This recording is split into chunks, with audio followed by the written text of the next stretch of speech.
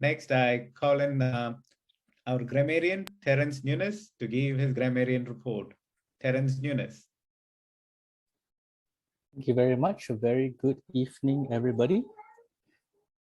Normally, being the language evaluator, the grammarian is very stressful because my job is to try and make something that's very dry, entertaining. And as you can tell, that's very, very challenging. Now, let's start with the word of the day. Now, understandably, because of my inadequacy, we didn't introduce the word of the day well enough. But Manju, apologies if I got your name wrong. She used it twice, the epitome of and an epitome of. Basically, she was, in both cases, she was talking about speakers.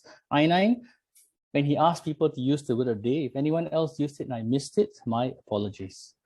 Now, when we talk about language, right, something to remember is that the grammarian or language evaluator is not here to nitpick on grammar. Because you find that sometimes being a good speaker, a compelling speaker, is not mastery of the English language or mastery of any language. It helps, but it doesn't mean that because you are a master of grammar, you're a good speaker. Case in point, if that were the case, English teachers would only be found in Toastmasters and nobody else. Think of it this way. Jack Ma. Have any of you heard Jack Ma speak? Nobody would say that he has a mastery of the English language. But the thing is, people listen to him, correct? And that's what we want in Toastmasters. You want to be a speaker that people listen to. And so your credibility comes into place.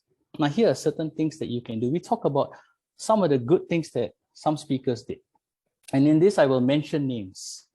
Alifia likes to use what is known as the alliterative triad. What if, what if, what if? Now, this is very good because if you want to emphasize a point, you need to ask questions. You need to put the audience in your shoes, and the audience needs to feel that you wear the speaker's persona and you walk in their shoes. This is how you gain credibility, and it works. You find that she did it 3 times because if you say it more than 3 times, you're nagging the audience. Nobody likes to be nagged.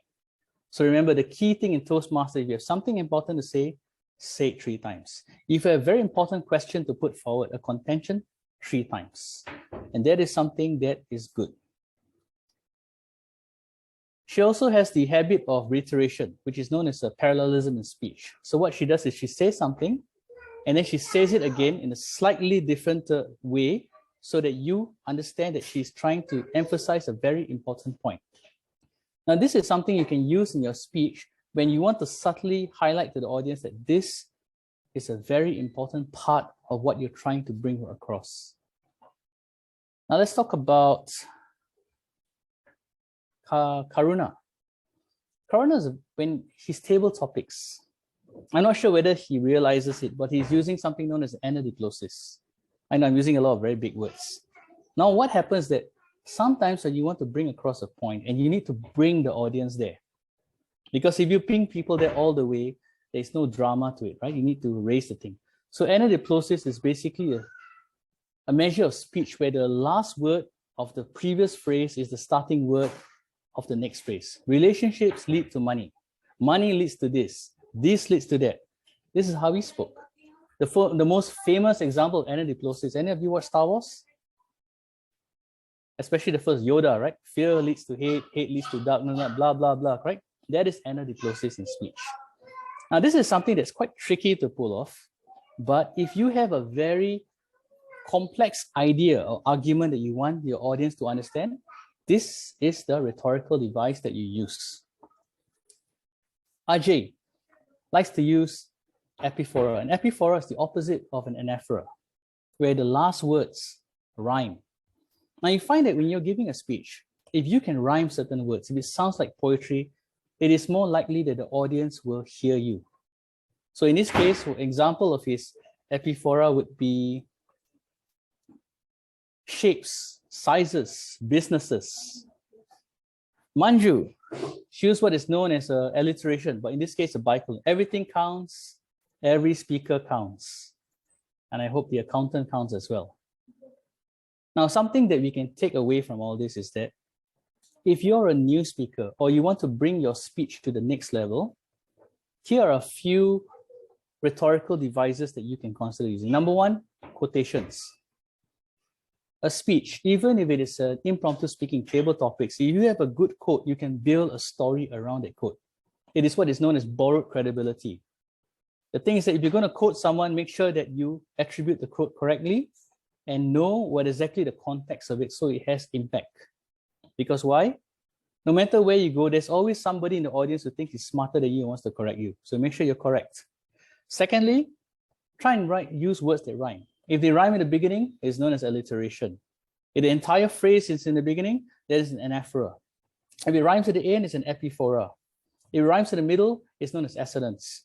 Along the way, you will pick up all these terms, but once you master it, then you're ready to go to the World Championship of Public Speaking. Because if you look at their speeches, you realize that what they do is they don't write the speech like how you or I normally write it.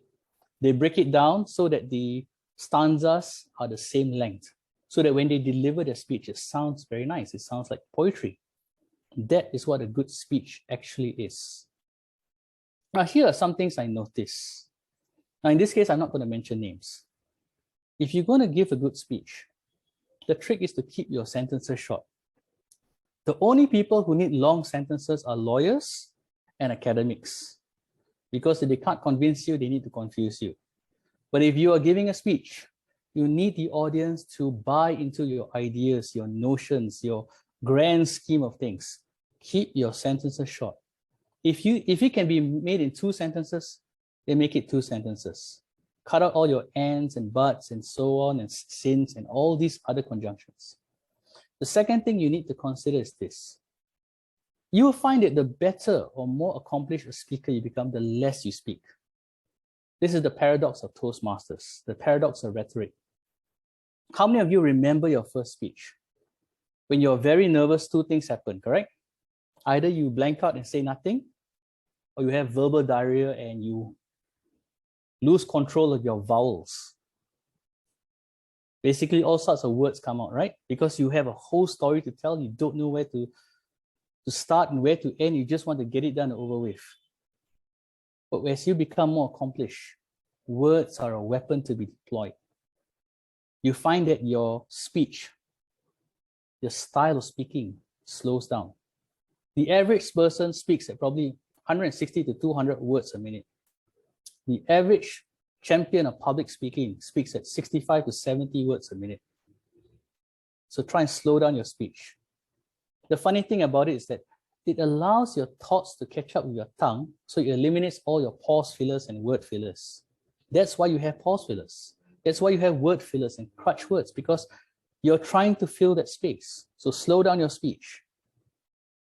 And then you start to sound wise. You can say the most ridiculous things, but because you speak slowly, you sound like Confucius. That's the trick. So the key to being a good speaker is just this. Try and learn a few rhetorical devices and deploy them. Keep your sentences short. Slow down your speech. And remember, why are we in Toastmasters? Ultimately, we all say we want to be great communicators and leaders and such like. The truth is, what we truly want is immortality. What I mean is this. If you can say the right word in the right way, at the right time, at the right place, to the right person, and it touches their heart, so that years and years later, they remember you. They remember what you said. They remember how you made them feel. Aggrandized, elevated, important. That is immortality. Over to you, Toastmaster today.